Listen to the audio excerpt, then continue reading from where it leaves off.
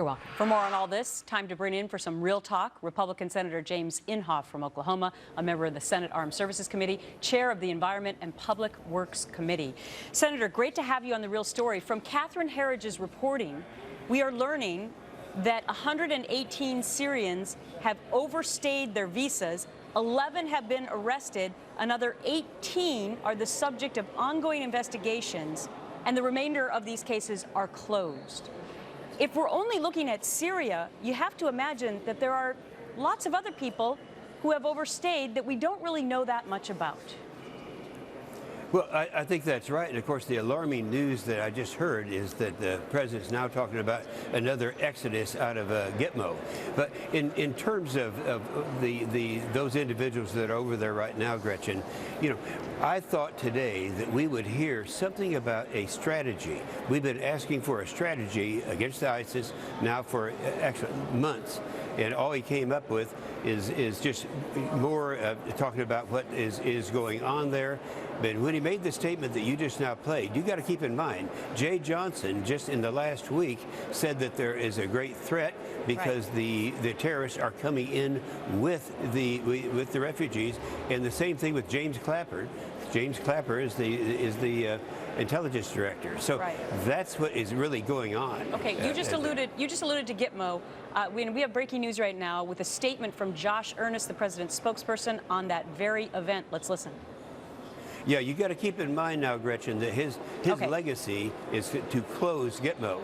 Now, when he did just completely bypassed the law and let the Taliban 5 go, then that set the stage for just trying to get rid of them in circumventing the laws. And so I think he's getting close to his the end of his second term, and I think he's going to go after his legacies. That is one of his primary legacies that he had before he was even president. Okay, Senator, now we want to go back to what you alluded to with regard to breaking news about Gitmo. Josh Earnest responding now to a New York Times report of a mass Gitmo detainee transfer, saying, quote, there are 48 detainees whose cases have been reviewed by national security people and determined those could be safely transferred.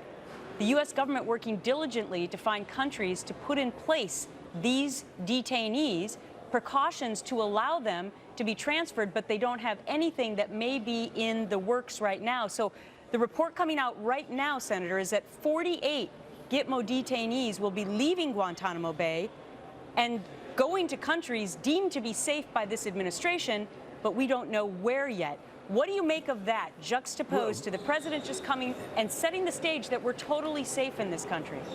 Well, let me tell you, Gretchen, I didn't know this until 2 minutes ago. And right now, again, that's fulfilling his legacy, but he has to take them somewhere. Now, he has always said that he wanted to reintegrate them in the United States with our prison population, which is the worst thing you can do, because these guys are not prisoners. They are terrorists, and they teach other people to be terrorists. Now, he may have found some other countries, but the most recent information is the other countries don't want him either.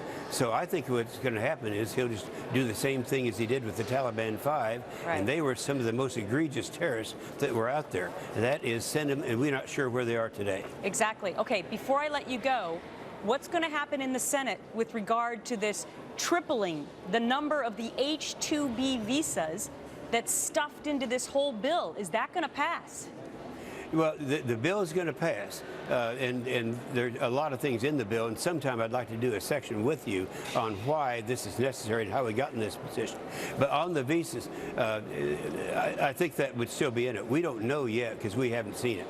We will in the next few minutes. All right. Senator Inhofe, a lot going on today. Thanks so much for going with the breaking news. Appreciate it.